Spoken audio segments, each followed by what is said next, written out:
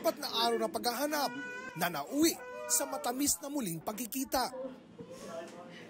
Sing tamis ng ngiti ng 5 taong gulang na si Ali na nawala noong March 17 matapos isama ng isang lalaki sa Angeles City sa Pampanga. Bumuhos ang luha ng tiyahin at lola ng 5 taong gulang na si Ali.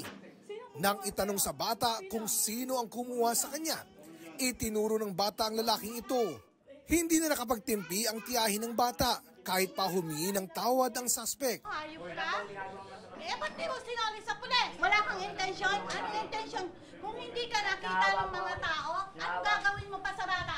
Natuntun si Ali kaninang umaga nang may makakita sa kanya sa barangay San Bartolome sa Novaliches, Quezon City, kasama ang lalaking kumuha sa kanya.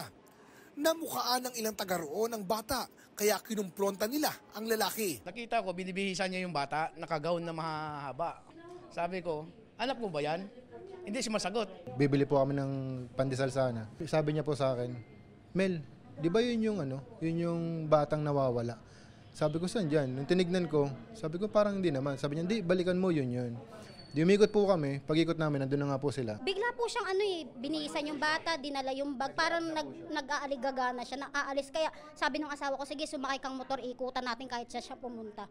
Nakatawag ng saklolo sa isang tanod ang mga residente, kaya naharang ang lalaki habang naglalakad na umano palayo kasama si Ali. Anong ginawa niya? Pitik ka. Pinitik ka. Pipitik ka niya. Mabait ba siya? Salbahe? Salbahe.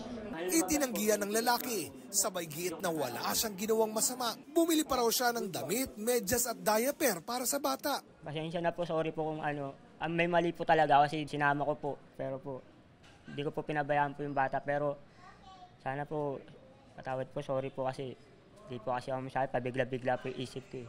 Pero bakit nga ba niya kinuha si Ali? Kasi kung iwanan ko po siya roon, baka kung ano mangyari sa kanya, mahulog siya o siya makadampot sa kanya. Eh ako, sabi ko, no choice na sabi ko. Sama ko na to, bahala na. Siguro, kasi mag-isa lang nga po ako eh. Malungkot po ako sa buhay. Gusto ko may kausap ako.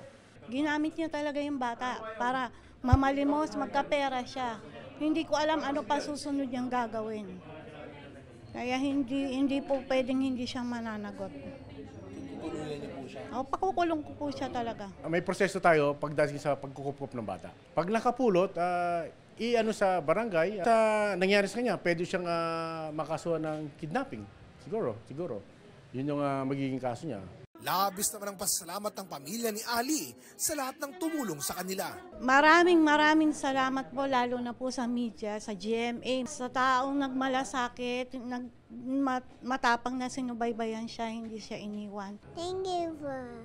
Para sa GMA Integrated News, Oscar Oida ang inyong saksi.